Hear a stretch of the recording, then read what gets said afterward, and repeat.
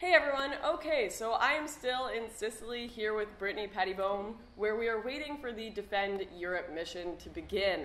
And while we've been waiting, the fake news cycle has really taken its course on this trip.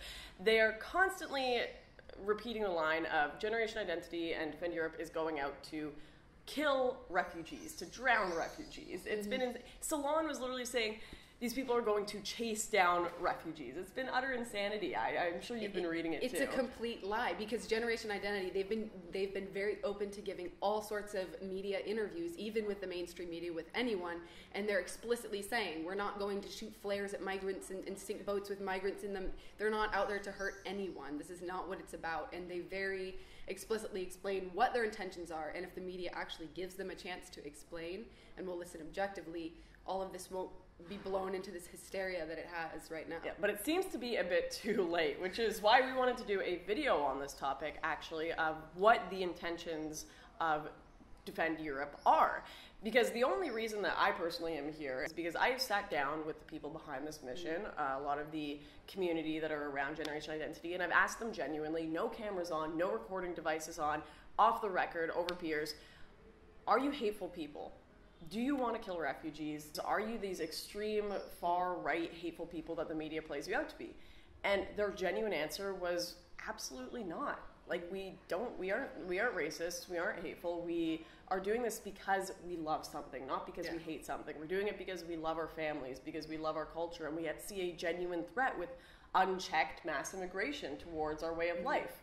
That's the reason. I don't know if you've had similar experiences. No, absolutely. Yes, we were having a group discussion. We all went out to dinner and we're talking about this. And they're not looking at it through the lens of, oh, all these migrants are coming and we hate them here. They're seeing that it's affecting negatively their way of life, their culture, their long-held traditions.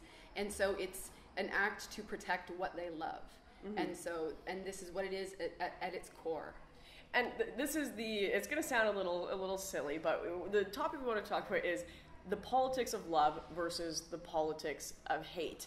And it's something that you can find on both the right wing and the left wing. People who are motivated because they want to love something and protect something and create something versus people who are motivated by wanting to destroy something else and because they are hateful towards something else. And it's something that it will create a huge division. I mean, I'll see people in my comment section after I do a video on mass migration that'll be like, we need to kill all these migrants. And I'm sitting there like, that's not the point. The point is, like, some of these people have had hard life situations. The point is you want to protect and love your family and home. You don't lock your door because you hate the people outside. You lock it because you love the people inside. Exactly. So I disagree with those people that are... Absolutely. And I mean, I do, and we both realize this, that a lot of these comments to some degree might be an extreme form of trolling, and that people that have been in this movement a long time will automatically be like, oh, it's satire or it's, black humor. But there are many people who will see these comments and they'll be like, oh, it right there, it just confirms what I thought about them. They're horrible, murderous people. So it gives the wrong idea, and it's such an important issue that it's hard to be that risky with it. Yeah, and I believe in free speech even for trolling and shit posting, so I leave them there and I let people make those comments. But if people think that represents me, or a lot of people that have more right-wing positions, that's absolutely not the truth. When you sit down with people, a lot of these people are just trolling, or a lot of these people are just the people motivated by love. And I want to give just a quick example from like the left wing of what the politics of hate would look like on their end, because obviously you've got these people that are like, we need to kill migrants on the right wing. I don't know if they're genuine, some people may be, but that would be the politics motivated by hate. But like on the left wing, you'll have Black Lives Matter, for example. I disagree with Black Lives Matter because their statistics are wrong. I find their arguments to be weak, and they ignore other statistics that are out there. But I dislike Black Lives Matter because they're hateful. Yeah. They hate white people. They hate cops. They have their chants of pigs in a blanket. Yeah. If you wiped all of that hatred away, you would be left with some people that maybe would be wrong, but they would be sitting there saying, I genuinely care about disaffected Black youth that are being shot. Even if they're wrong about how that went down, I couldn't dislike them the way I do now because they wouldn't be hateful. Yeah, yeah.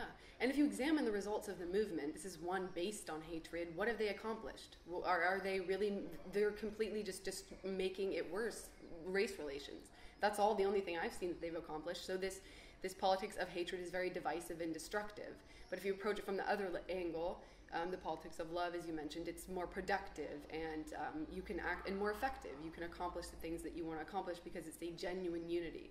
Mm-hmm. I also think we need to clarify that there is a difference between like useless hatred and strong emotions versus like hating something that is destructive itself. Mm-hmm. It's kind of like people will be like, oh, you have to have freedom for all, but should you have the freedom to take away someone else's freedoms? Yeah. Right? So should we be hateful in general?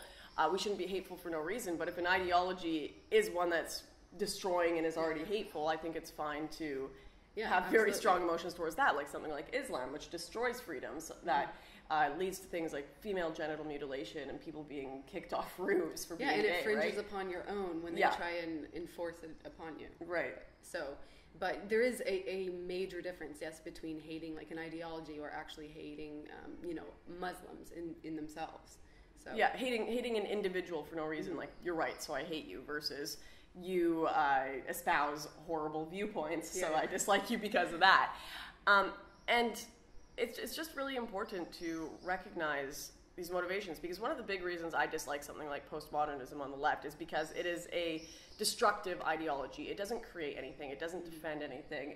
In fact, all it does is try to tear down like religion, tradition, the family structure, Western civilization. It tries to destroy these beautiful things that have been built up, and it doesn't replace it with anything. There's nothing it's trying to build itself. So when you're part of an ideology that is completely based on, I just want to kill people that are different than me, I just hate people that are different than me, versus trying to create and build and support, I don't want to be a part of any movement that is entirely based on just hatred. Yeah, and it's not going to accomplish anything either. It's not going to be effective in the goals that we want to accomplish. So, and you can see that just, for example, with the Black Lives Matter movement. It's just made things an absolute disaster, to put it lightly.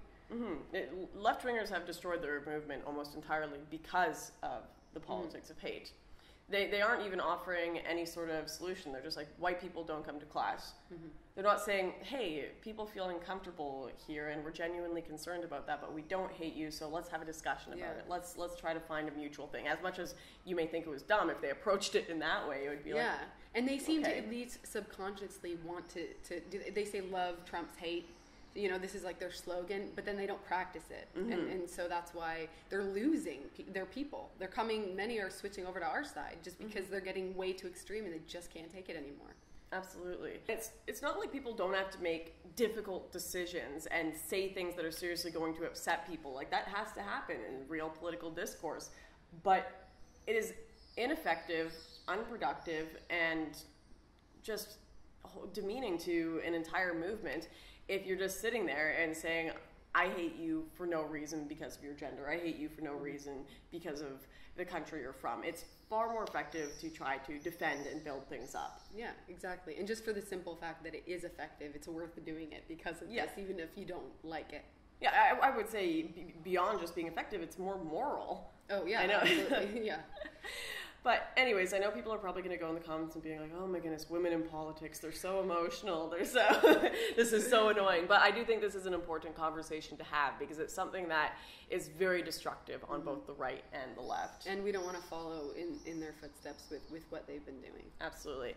Anyways, thank you for listening to our silly rants. We appreciate the heck out of it. And I guess we'll see you next time with an update on the whole Sicily situation. Don't believe the fake news.